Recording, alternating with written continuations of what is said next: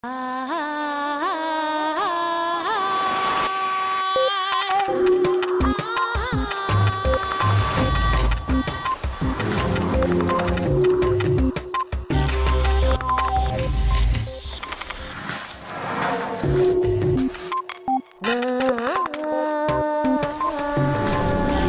escuelas existen tanto para el desarrollo de los estudiantes como para el de sus familias y el de los educadores. Robert Roeser. ¿Es hoy más difícil la convivencia en las aulas? ¿Están bien preparados los maestros para acompañar al niño hasta su adolescencia con una educación que englobe emociones e inteligencia social? Las necesidades de un adulto para vivir en sociedad no son las mismas que hace 50 años, ni lo son tampoco las condiciones de vida de los adolescentes, ni las tecnologías que rodean a todos. Sin embargo, los programas educativos han cambiado muy poco en el último siglo. Hoy en Redes, el psicólogo Robert Roeser nos ayuda a redefinir el papel de profesores y maestros y a buscar en la ciencia algunas propuestas para mejorar la educación de los futuros ciudadanos.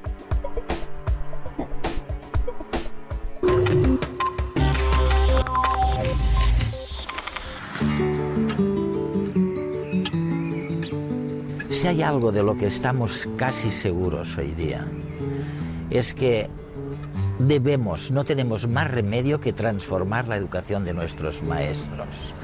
Descartemos de momento las responsabilidades de la familia a la hora de incidir sobre los niños. Lo que sí sabemos es que no nos sirven maestros que solo destilen contenidos académicos en las mentes de los 30 niños que forman su clase, a veces gritando casi todo el rato.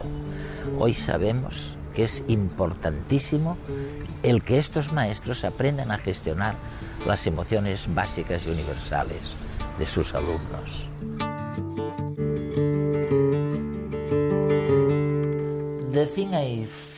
Lo que me parece más revelador de este congreso que estáis celebrando aquí, en Washington, entre educadores, científicos y personas del mundo de las prácticas contemplativas, es que la gente, creo, se acaba de dar cuenta de que la culpa no es de los estudiantes ni de los padres,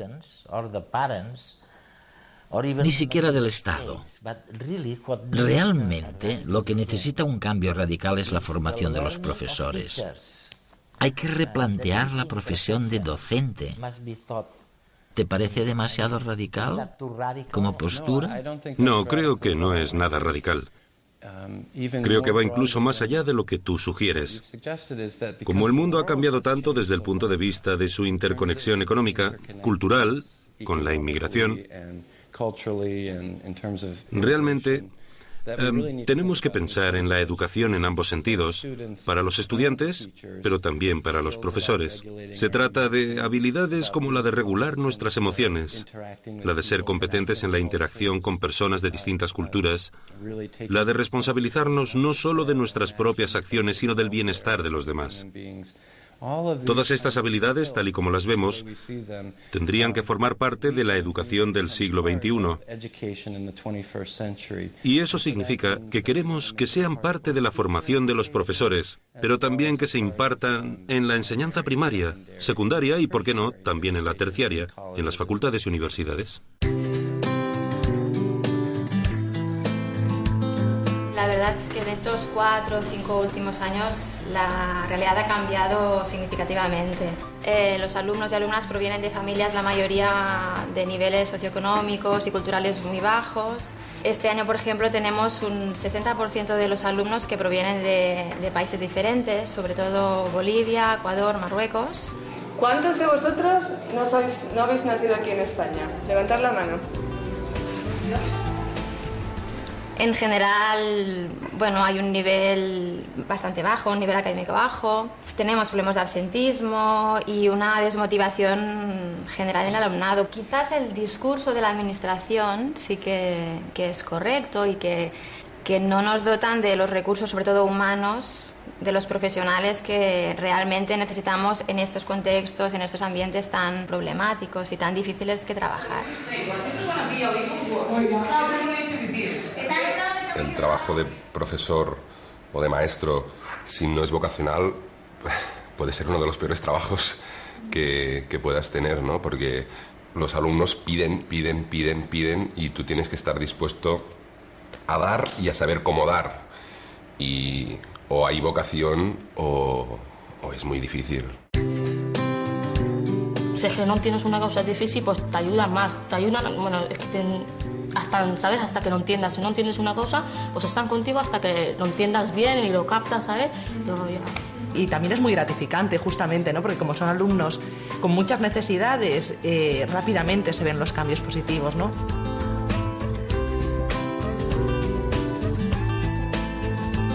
El papel que jugamos en todo este engranaje, los profesores y profesoras, es fundamental y creo que tenemos que ser todos y todas muy conscientes de ello, porque no somos solo pues, yo, profesora de música, somos mucho más, somos educadores en el sentido pues, más amplio del término.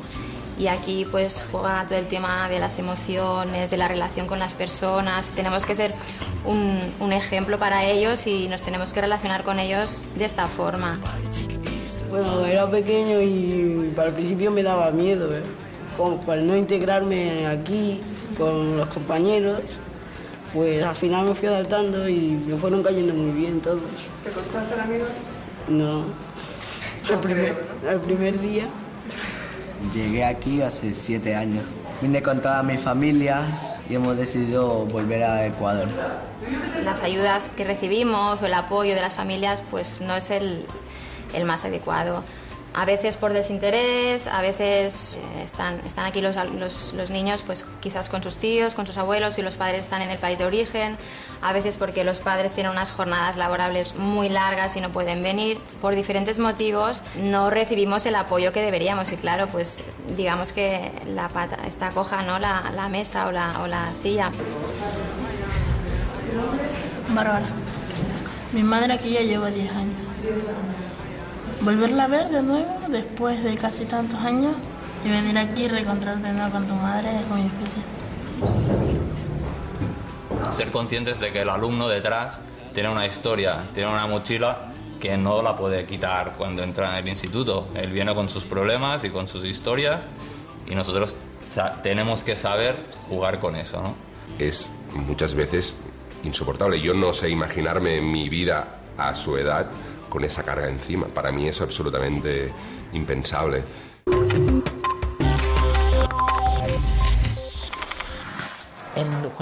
Y cuando pensamos en las capacidades o conocimientos específicos que los profesores deberían tener para luego fomentarlos entre sus alumnos, ¿en qué estamos pensando?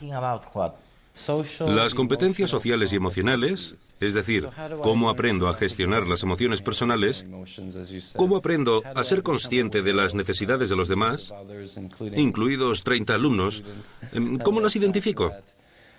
También la capacidad de atención. ¿Cómo puedo mantener y agudizar mi conciencia de modo que no solo vea mis reacciones internas, sino también el entorno de la clase y, como he comentado, las necesidades de los alumnos?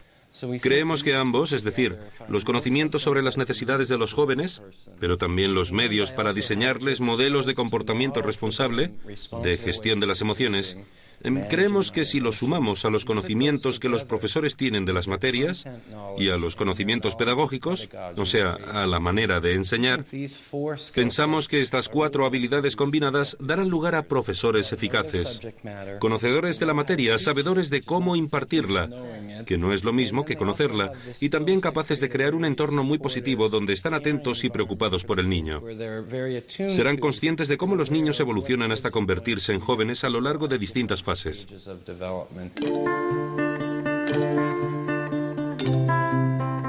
Empezamos haciendo una formación interna para todo el profesorado y luego al curso siguiente pues pasamos la formación a los alumnos y alumnas que voluntariamente pues querían meterse en el tema de la mediación.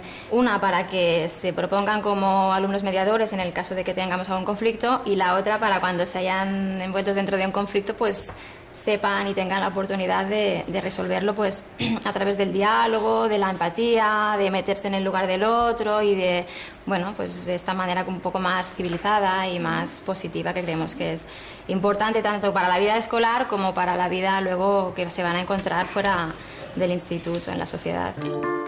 Recuerdo que una le tiró del pelo a otra o algo así Pero un día se tuvieron el encuentro. Eran amigas de toda la vida. En el centro conocemos a todo el mundo. Pero nos olvidamos de eso y pues preguntamos a uno, preguntamos a otro. Siempre preguntamos si quieren resolverlo, si quieren estar juntos a ellos, ¿no? Entonces a partir de ahí ya le llamamos lluvia de ideas, ¿no?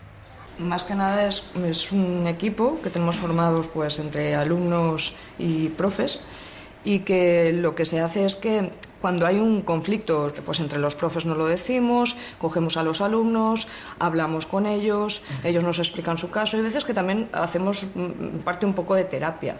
Es decir, que el escucharlos y el atenderlos, eso ya es un punto, porque ya sienten que por lo menos les hace caso.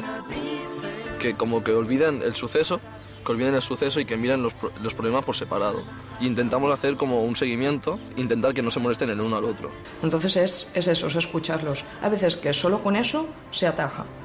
Otras veces la cosa es más complicada, sobre todo si son casos externos o están implicadas a lo mejor bandas o cualquier cosa, porque por aquí, pues ya sabemos, se mueve mucho.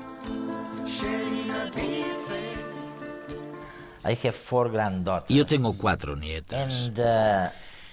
Y nadie, creo, les ha enseñado jamás a estar atentas.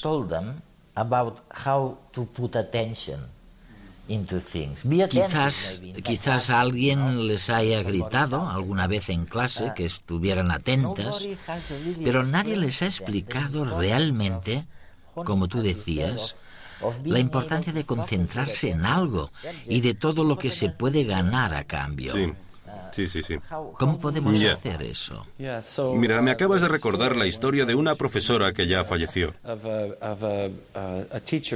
Se trata de una educadora que se había formado en mindfulness con Jon Kabat y que tenía mucho interés en compartirlo con sus alumnos.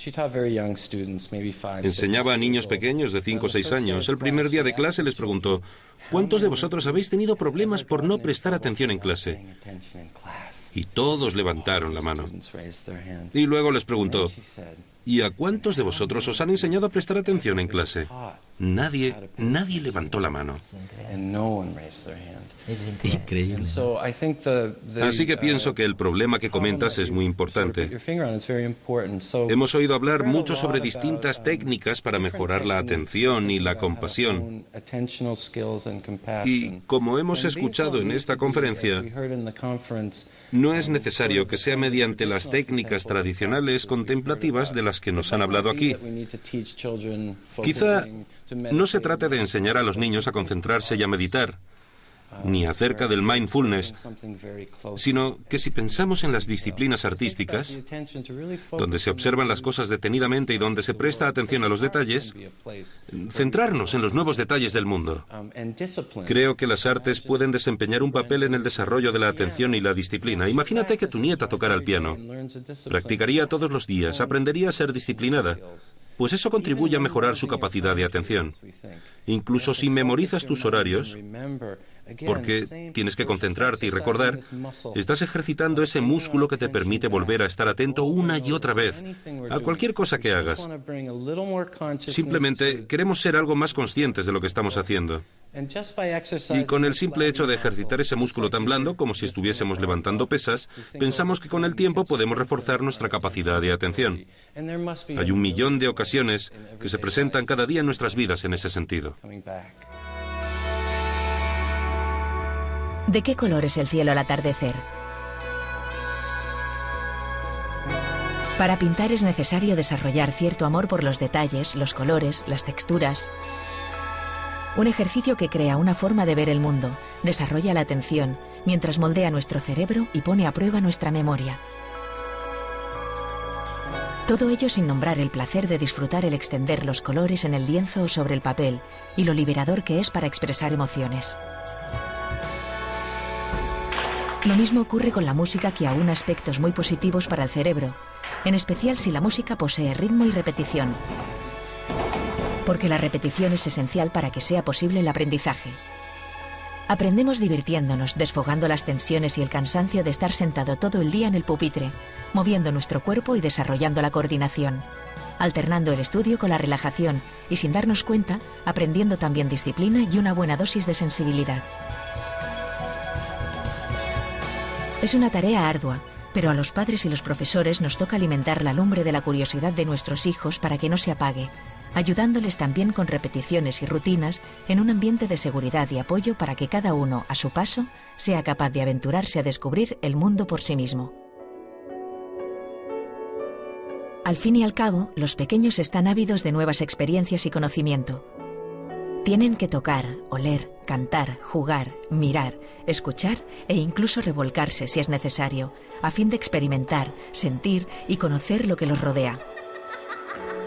Los niños poseen aquello que ya perdimos y que les hace verdaderamente hermosos: ver el mundo con los ojos limpios, llenos de inocencia.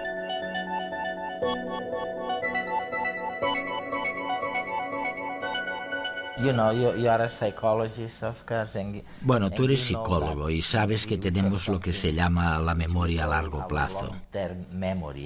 Hace algunos años descubrí que depende únicamente de una molécula muy concreta, no solo de la repetición, sino que hay algo que tiene que funcionar bien desde el punto de vista neurológico para que podamos almacenar un recuerdo en la memoria a largo plazo. Así que es cierto, tienes toda la razón, la gente no era consciente de que todo esto, y ahí están las grandes expectativas que tenemos de cara al futuro, de que todas esas cosas se pueden aprender. Sí, durante toda la vida. Durante toda la vida. Sí, la memoria, los cambios plásticos, ejercitándolo y practicándolo. Eso es. ¿Y tú que estás en el mundo de la docencia, crees que hemos sido capaces de evaluar? Ya sé que es difícil hacerlo en términos globales, pero ¿crees que hemos sido capaces de evaluar el impacto que tiene ese aprendizaje social y emocional sobre el bienestar de un ciudadano, para el bienestar de un ciudadano joven? ¿Tú crees que lo hemos podido evaluar eso? Existen unos 300 estudios que demuestran que esos programas educativos centrados en ciertas habilidades sociales y emocionales tienen efectos positivos sobre el buen comportamiento, sobre la capacidad de gestionar las emociones. También hay un pequeño subgrupo de estudios que prueban que al fomentar las habilidades emocionales también podemos obtener grandes logros. Creo que los educadores ya se habían adentrado en este mundo, pero ahora, como tú has dicho, se ha visto que podemos aislar cada vez mejor moléculas implicadas en el mecanismo de la memoria, lo que nos ayuda a comprender cómo funciona el aprendizaje. Pero al tiempo que recibimos información científica que nos ayuda a avanzar en esta misión, también surgen más problemas en el mundo. El problema del déficit de atención es endémico. Sabemos que a veces las personas no son capaces de mantener una conversación durante más de algunos minutos porque sus mentes se evaden. Además, conocemos los problemas de violencia en nuestras comunidades. Hemos oído las estadísticas de hoy. En algunas comunidades todos los jóvenes han presenciado algún acto violento y tienen que vivir con esto todos los días. ¿Has dicho todos los jóvenes? Sí, en algunas escuelas. Linda Darling-Hammond hablaba de su trabajo en el este de Palo Alto, en California. Es un lugar muy complicado, con poco trabajo. Hay mucha violencia en esas comunidades y esperamos que los chicos puedan ir a la escuela, sentirse seguros y aprender. Así que hay muchísimos problemas. Pero se han producido grandes avances científicos y yo creo que se podría crear una alianza importante para llevar a cabo los cambios que esperamos en la educación.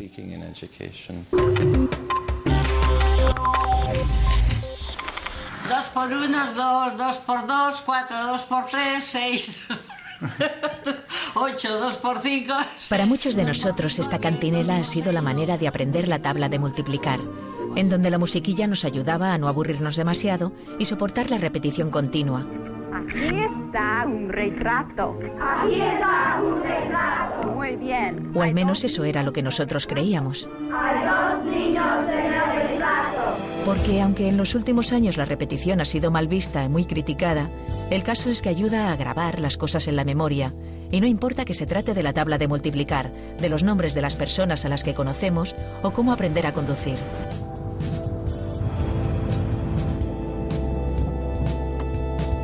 Manos a su sitio. 3 por 3.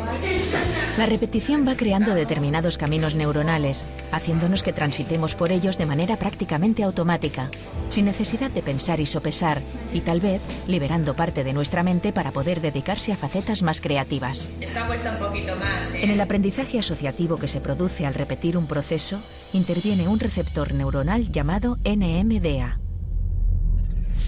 Este es sensible a las células nerviosas que lo rodean.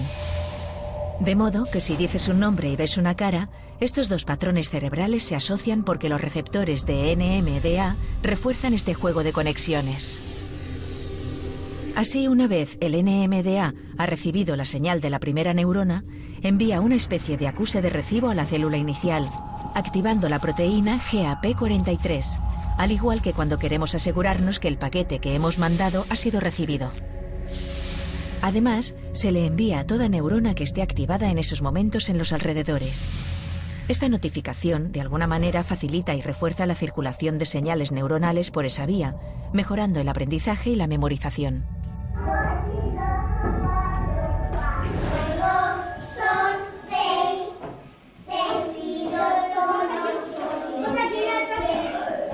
Nos guste o no, repetir funciona. Una de las cosas que han llevado a replantearse el sistema educativo es lo que tú llamas la complejidad de los grupos escolares, la complejidad moderna de las aulas, con distintas etnias, estudiantes muy distintos. Tienen que empatizar unos con otros y no pueden. ¿Qué diablos puede hacer un profesor tradicional cuando lo lanzas así, en medio de un aula moderna tan compleja? En primer lugar, los profesores están empezando a incluir en sus programas escolares contenidos sobre diversidad cultural. Además de entender la evolución de un niño o de un adolescente, en España, en los Estados Unidos, en todos los países del mundo, hay tal mezcla étnica de gente de distintos orígenes culturales que la empatía y la comunicación son todavía más complicadas, porque quizá no entendemos los orígenes de esas personas. Así que una de las cosas que intentamos enseñarles a los profesores es la perspectiva del desarrollo de la identidad cultural y étnica. Trata acerca de quiénes somos, acerca de qué elementos hacen que estemos arraigados a una cultura y que seamos diferentes y más ricos. Cuando pensáis en el principio de curso, ¿cómo erais vosotros como alumnos, las cosas que os costaban más?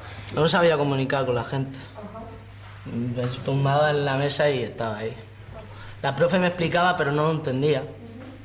Y bueno, no sé, estar saltando por ahí, no atenderle a la profe, por ahí, haciendo el gambero. Aunque sí es igual. Bien, es que yo vengo por la mañana y digo, bueno, hoy me voy a portar bien, me voy a callar, no voy a hablar, pero al final es que vienen y te hacen así, pues ya era todo el día mal en la clase. No sabía ni hablar y la gente me insultaba y peleaba con ellos cuando me insultaban. Y a poco me aprendí a hablar y ahora bien, porque sé hablar y tengo amigos y paso bien ahora con los amigos y voy a parque normal. Pues ves alumnos en los que identificas qué cosas debes trabajar con ellos a nivel de crecimiento personal, ¿no? Pero hay algunos que en un curso, pues de estar castigados continuamente, de tener problemas continuos, ves que crecen, que avanzan, que maduran y que realmente se consiguen frutos. Lo que pasa es que hay que tener ganas de verlo, ¿no? Y he mejorado un montón. Y lo que quiero sacar es el graduado. Y ya está. Antes sacaba un 4, pero ahora ya saco un 6, por menos, pero bien. Pues la utopía de este año era que sea más maduro y menos bromista, porque yo siempre estoy gastando bromas y haciendo el tonto por ahí. Y no lo he conseguido. No le puedes pedir a un alumno cosas que no es capaz de hacer, ¿no? Pero no dejes de pedirle cosas que sí es capaz de hacer y después observa cómo realmente las ha conseguido, ¿no? Yo lo que quería mejorar era escribir bien y leer bien, porque yo el primer trimestre no leía bien. Leía lento y ahora un poco, he mejorado un poco y escribir también un poco. Lo que he mejorado más es de las notas y porque faltaba mucho antes y ahora vengo a menudo. Llegar bien a las clases temprano y venir a clase, que esa pues más o menos no la he conseguido. Y la otra era pues el comportamiento con los profesores y todo eso, que eso sí que lo he mejorado un poquito bastante. He madurado más, soy más grande, tengo más responsabilidad que antes. He madurado y todo.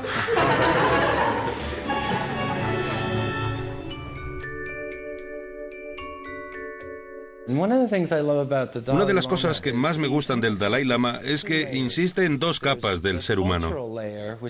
Tenemos la capa cultural, que es rica y diversa, y luego apunta a otra capa que está un poco más abajo, que es la universalidad de las aspiraciones y esperanzas de los seres humanos.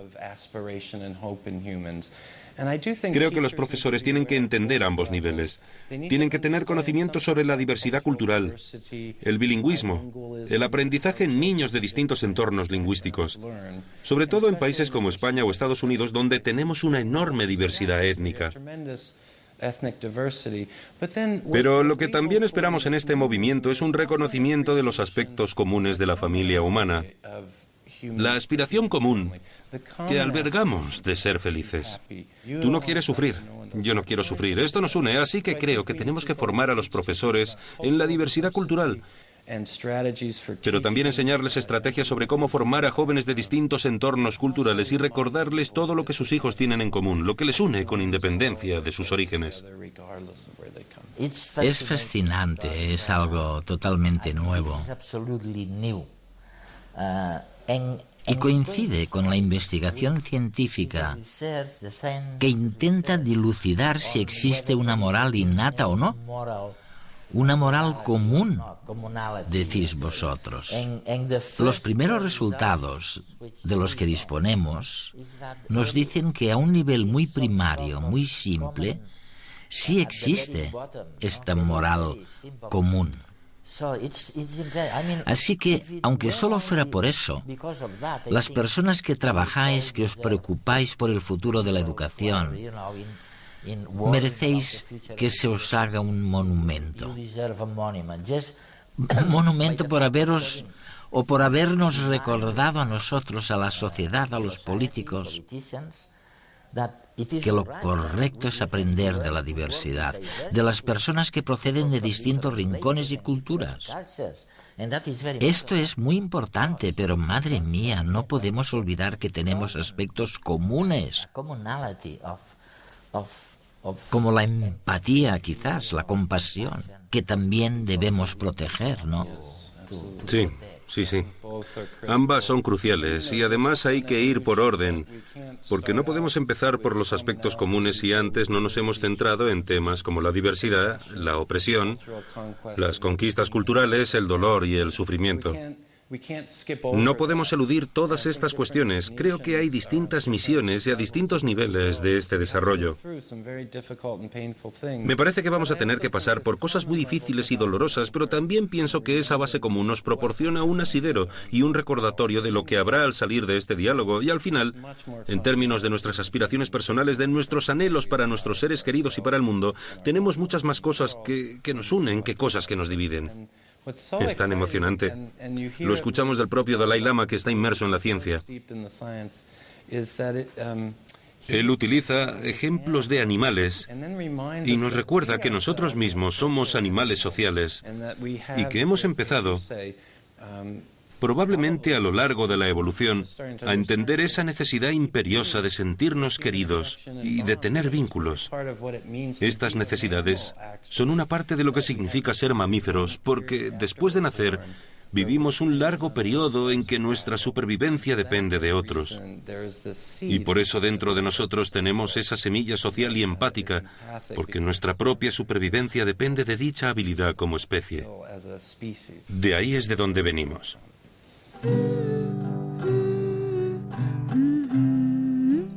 Claro, tenemos la gran suerte, y es realmente una suerte, de que hemos sido capaces de configurar una especie de consenso a nivel universal, fundamentado en dos pilares. El primer pilar es que nos hemos dado cuenta de que lo importante no son solo los contenidos académicos que estamos destilando en el cerebro de los niños, sino cómo educamos su corazón de sujetos de un mundo globalizado.